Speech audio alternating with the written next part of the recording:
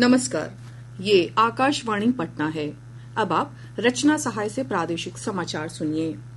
सर्वोच्च न्यायालय ने कहा है कि बाल विवाह निषेध अधिनियम को व्यक्तिगत कानूनों द्वारा बाधित नहीं किया जा सकता।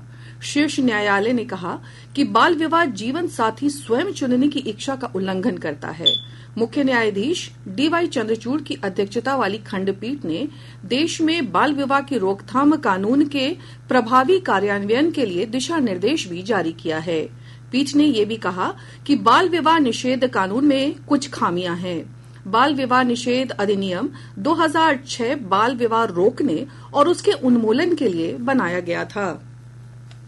प्रदेश में जहरीली शराब कांड में मरने वालों की संख्या बढ़कर 36 हो गई है।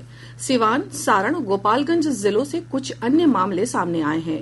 मद निषेध और उत्पाद मंत्री रत्नेश सदा ने बताया कि सिवान में 27 और सारण में 7 लोगों की मौत हो गई।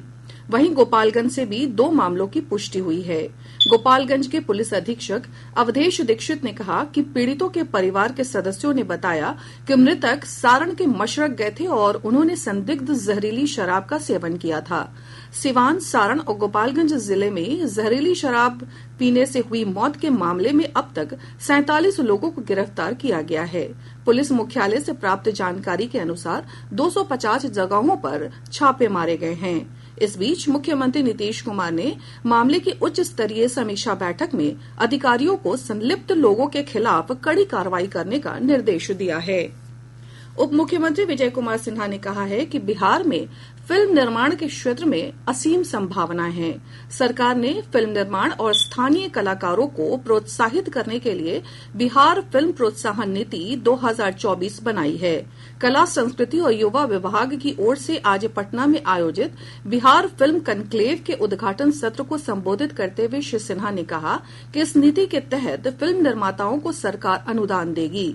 उन्होंने कहा कि इस कनक्लेव का उद्देश्य देश भर के फिल्म निर्माताओं को बिहार की ओर आकर्षित करना है। कनक्लेव में फिल्म अभिनेता और सांसद रवि किशन तथा मनोज तिवारी भी शामिल हुए। प्रादेशिक समाचार आप आकाशवाणी पटना से सुन रहे हैं। बिहार की 4 विधानसभा सीटों तरारी, रामगढ़, बेलागंज और इमामगंज के लिए उपचुनाव की अधिसूचना जारी होने के साथ ही नामांकन की प्रक्रिया शुरू हो गई है। प्रत्याशी 25 अक्टूबर तक नामांकन पत्र भर सकेंगे। 28 अक्टूबर को नामांकन पत्रों की जांच होगी। उम्मीदवार 30 अक्टूबर तक अपना नाम वापस ले सकेंगे। मतदान 13 नवंबर को कराया जाएगा, जबकि मतों की गिनती 23 नवंबर को होगी।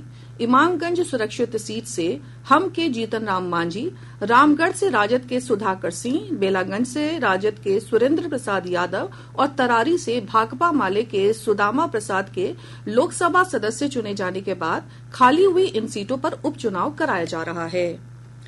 परिवहन विभाग ने बिना लाइसेंस और नाबालिगों द्वारा ई रिक्शा समेत अन्य तिपहिया वाहन का परिचालन करने पर वाहनों को जब्त करने का आदेश दिया है।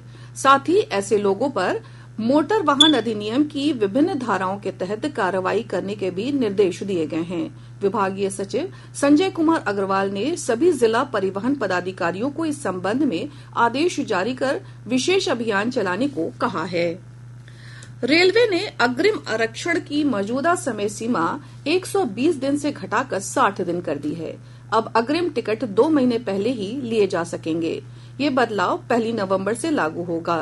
हालांकि इस महीने की 31 तारीख तक 4 महीने बाद तक की टिकट ली जा सकेगी। ताज एक्सप्रेस और गोमती एक्सप्रेस के मामले में कोई परिवर्तन नहीं होगा, क्योंकि इन रेलगाड़ियों की अग्रिम आरक्षण अवधि पहले से ही कम है। वहीं विदेशी पर्यटकों के लिए अग्रिम आरक्षण की समय सीमा 365 दिन बनी रहेगी। इसके साथ ही आकाशवाणी पटना से प्रसारित प्रादेशिक समाचार का ये अंक समाप्त हुआ।